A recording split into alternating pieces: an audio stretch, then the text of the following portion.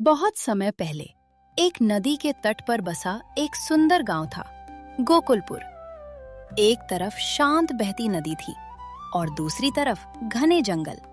गांव में मिट्टी के घर, खपरेल की छतें और लगभग हर आंगन में गाय बैल बंधे रहते थे।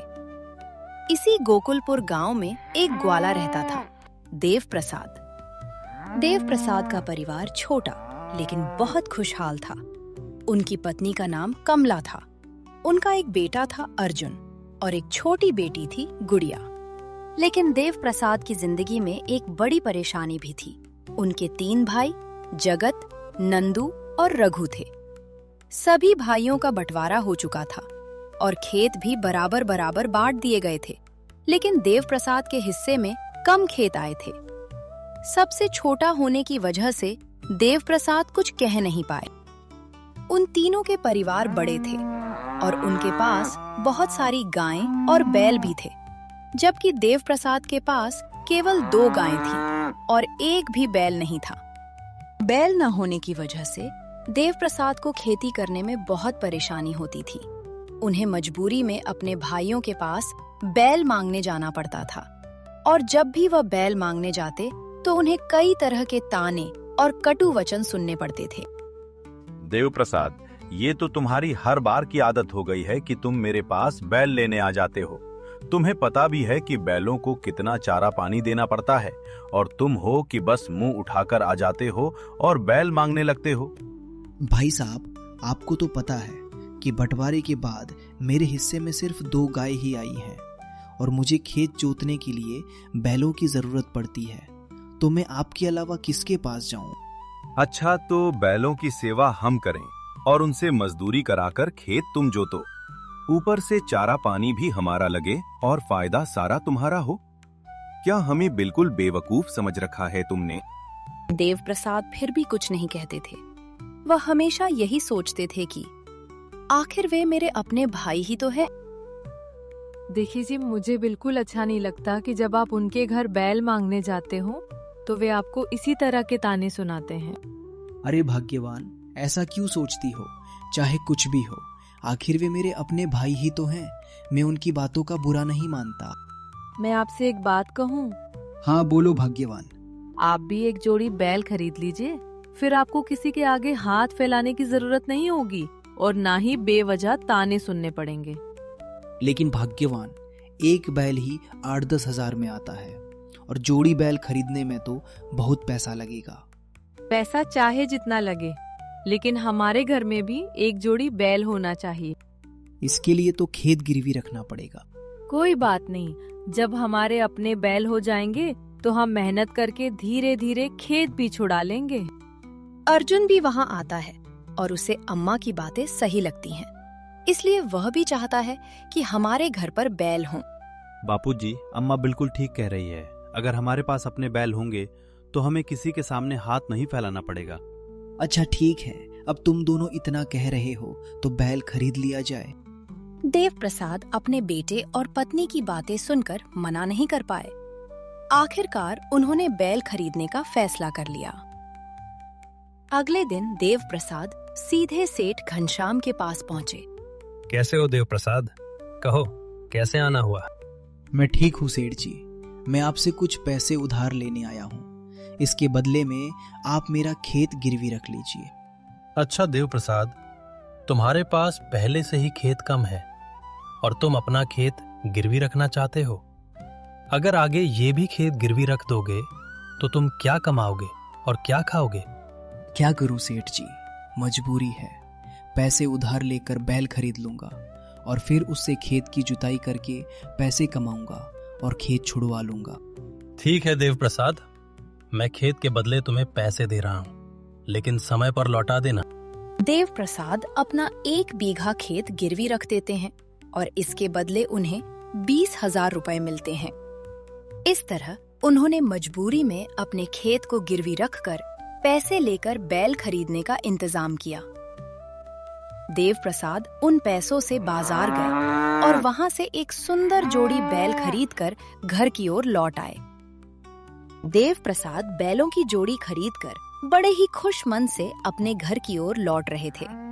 उनके चेहरे पर वर्षों बाद एक संतोष की चमक थी। लेकिन उसी समय रास्ते में उनके भाई जगत की नजर उन पर पड़ गई। जगत ने देखा कि देव प्रसाद एक सुंदर जोड़ी बैल लेकर आ रहे हैं।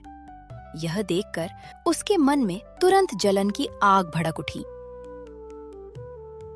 अरे देव प्रसाद, जरा इधर तो आइए। ये तो बड़े ही रंगरूट और तगड़े बैल दिखाई दे रहे हैं। आखिर इन्हें कितने में खरीद लाएं? हाँ भाई साहब, अभी अभी बाजार से ही लेकर आ रहा हूँ। भगवान की कृपा से अच्छी जोड़ी मिल गई। लेकिन छोटे भाई, बताइए तो सही, आखिर इनकी कीमत कितनी लगी? देखने में तो दोनों बैल बहुत ही मजबूत और काम के लग रहे हैं।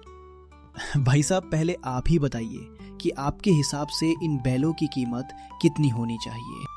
अगर मैं अंदाजा लगाऊं तो देव 30 से 32 हजार से कम तो बिल्कुल नहीं होंगे, क्योंकि दोनों बैल बड़े हट्टे कट्टे हैं और खेती के काम में खूब चलेंगे। भाई साहब, आपको सुनकर आश्चर्य होगा, लेकिन ये दोनों बैल मुझे 19,500 रुपए में मिल गए। देव प्रसाद इतना कहकर बैलों को लेकर अपने घर की ओर बढ़ गए। लेकिन जगत वहीं खड़ा रह गया। उसके पैरों तले जमीन खिसक गई थी। उसे विश्वास ही नहीं हो रहा था कि देव प्रसाद इतनी अच्छी जोड़ी इतने कम पैसों में खरीद लाया। और जगत के मन में जलन और क्रोध भर गया। इतने कम दाम में इतना हठी, कट्टर और मजबूर बैल ये कहां से आए? इसे तो कुछ परखने का भी पता नहीं है। पर ये दो बैल इतने कम दाम में कैसे मिल गए? उधर देव प्रसाद अपने घर पहुंच गए। उन्होंने दोनों बैलों को खाने को कुछ चारा डाला। फिर घर के अंदर आवाज लगाई। अर्जुन बेटा, अरे अर्जुन, जरा इधर आओ। क्या हुआ बापूजी? आपने मुझे क्यों बुलाया? बेटा, जरा उधर खूंटी की तरफ देखो। आज हमारे घर क्या आया है। अर्जुन ने जैसे ही दोनों बैलों को देखा, वो खुशी से उछल पड़ा। अरे बापूजी, सच में आपने बैल खरीद लिए? अब हमें किसी से बैल मांगने नहीं पड़ेंगे। ये दोनों बैल तो बहुत सीधे लगते हैं। मैं तो पहले डर रही थी कि कहीं ये उछल कूद करने वाले ना हो, लेकिन अब तो लगता है कि मैं भी इन्हें आराम से चारा डाल सकूंगी। अम्मा, मेरे होते हुए आपको क्यों चारा डालना पड़ेगा? मैं ही इनकी देखभाल करूंगा। भाग्यवान, देखो हमारा बेटा कितना बड़ा हो गया है। अब घर की जिम्मेदारी समझने लगा है। थोड़ी ही देर में गांव के कुछ लोग भी वहां आ पहुंचे। सब लोग बैलों को देखकर देव प्रसाद की खूब तारीफ करने लगे। अरे देव प्रसाद, कहाँ से लाए हो इतनी बढ़िया जोड़ी? दोनों बैल तो अव्वल दर्जे के लगते हैं। भैया, इनकी बनावट देखकर ही पता चलता है कि खेत जोतने में खूब ताकत लगाएंगे। अरे यार, इनकी लंबाई तो कम से कम 14 मुट्ठी होगी। आप लोगों की बात सही है। मैंने नापा तो नहीं है, लेकिन देखकर अंदाजा लगाया है कि ये बैल कितने मजबूत और काम के लायक है। भैया, सच में? इतने अच्छे और स्वस्थ बैल कितने में मिले आपको? 19,500 में। अरे वाह, इतना कम दाम और इतनी मजबूत जोड़ी, सच में बहुत अच्छे दाम में मिल गए। अरे देव प्रसाद, अपने भाइयों को क्यों नहीं बताया? वे भी आकर देख लेते और थोड़ी जलन में भी होते।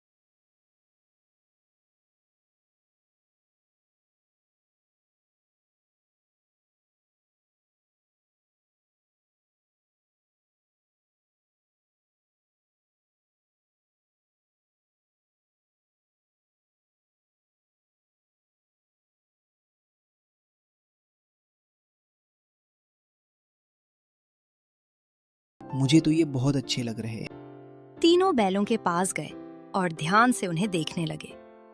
करीब आधे घंटे तक वे बैलों को गौर से परखते रहे।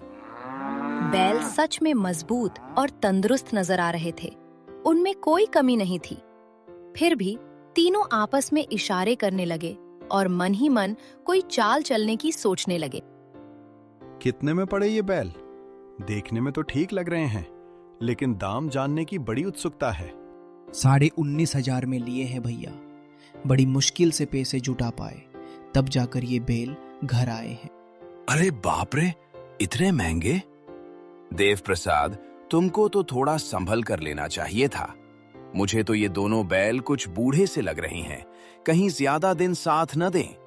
हाँ देव प्रसाद, मैं भी कल ही तुमसे कहना चाहता था, लेकिन सोचा कहीं तुम्हें बुरा न लग जाए। तभी मेरे मन में शक पैदा हो गया था कि ये बैल उतने अच्छे नहीं हैं। और इनके दांत भी जरा देखिए, उम्र का तो पता चल ही जाता है। मुझे तो लग रहा है उस व्यापारी ने तुम्हें धोखा दे दिया। सही कह रहे हैं रघु भैया, इतने पैसे में तो जवान और ताकतवर बैल मिल जाते हैं। आपने जल्दबाजी में फैसला कर लिया लगता है। देव प्रसाद, बताओ उस व्यापारी का नाम, अभी जाकर उससे हिसाब करते हैं। किसी को इस तरह ठगने नहीं देना चाहिए। तीनों की बातें सुनकर देव प्रसाद के मन में भी शंका पैदा होने लगी। उनके माथे पर पसीना आ गया और चेहरा चिंता से भर उठा। उन्हें लगने लगा कि कहीं सच में उनके साथ धोखा तो नहीं हो गया। उधर नंदू और रघु जानबूझकर